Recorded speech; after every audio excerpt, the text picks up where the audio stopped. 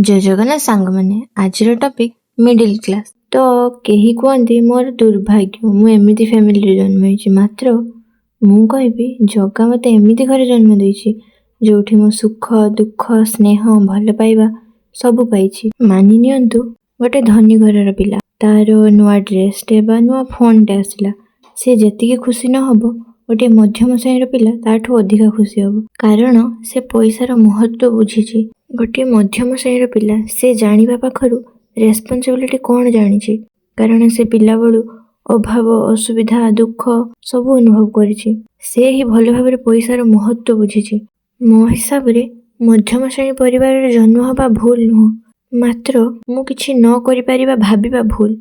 मु भगवान को धन्यवाद जणेबी कि मु एमिति फैमिली रे जन्म होइछि। केबे मिडिल क्लास फैमिली रे जन्म होइछन्ति भाबे मन दुख करिवे नाही, कारण जगा जाहाकू जाहा देइछि भल देइछि। ता माने नुह आमे आगको बढ़िबार चेष्टा करिबानी, आमे चेष्टा जारी रखिबा। आउ मु भी मिडिल क्लास फैमिली रो बिलोंग करे, मु एबे भी स्ट्रगल करूछि, आगको भी जारी रखिबी। सेही परि आपण माने भी परिश्रम करंतु, जगा निश्चय फल देबो। रहिली, जय जगन्नाथ।